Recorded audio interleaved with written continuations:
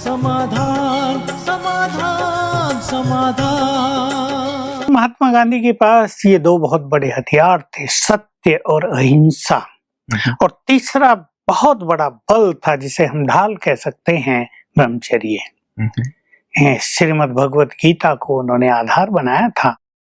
और इन बड़े बड़े हथियारों के द्वारा, जिनमें बहुत बल है, जैसा आप कह रहे थे कि किसी भी घातक हथियार को भी जो निष्फल कर देते हैं, क्योंकि ऐसी बहुत सारी कहानियां पढ़ी हैं कि तलवार लेकर मारने के लिए डाकू या कोई हिंसक व्यक्ति खड़ा है और दूसरा व्यक्ति बहुत सहनशील है, उसके चेहरे पर मुस्कान है, जैसे उसने उस पर दृष्टि डाली है और उसकी तलवार नीचे हो गई है, तो सचमुच बहुत बड़ा हथियार है। और यदि इसको घर घर में हर मनुष्य अपना ले तो संसार की अनेक समस्याएं सहज ही समाप्त हो सकती हैं। सच तो यही है कि इस हिंसा का आजकल बड़ा सूक्ष्म रूप भी हो गया है, मोटा भी है, मोटा भी बहुत ज्यादा हो गया है, लेकिन सूक्ष्म रूप भी बहुत ज्यादा हो गया है। चलो, मोटा स्वरूप हर व्यक्ति के हाथ में नहीं है उसको रोकना, उसके लिए सरकारें काम करती हैं, हमारी सेनाएं काम करती हैं,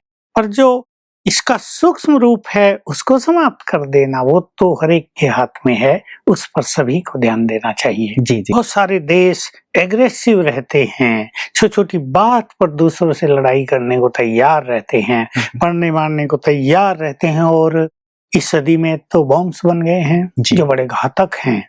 यदि उनका प्रयोग होता है तो शायद मानवता ही नष्ट न हो जाए। और देखिए, कोई भी चीज बनती है तो यूज तो उसका कहीं ना कहीं होता ही है। लोग धमकी दे रहे हैं तो कोई भी ऐसा क्रोधी व्यक्ति, ऐसा हिंसक वृत्ति वाला व्यक्ति सत्ता में आ जाए और वो इनका प्रयोग करने लगे तो बहुत ही बुरी दुर्दशा वाली स्थिति मनुष्य की हो जाएगी। तो इसका हल केवल अध्यात्म है, जो पहले मनुष्य के चित्त को शांत करता है, क्योंकि उन हथियारों से भी बड़ा हथियार तो अंदर है ना। जब मनुष्य को क्रोध आएगा और वो उन्हें छोड़ने का आदेश देगा, तो अध्यात्म मनुष्य के चित्त को शांत करता है, उसे धैर्य देता है, उसमें जो उतावलापन होता है उसको समाप्त कराता है।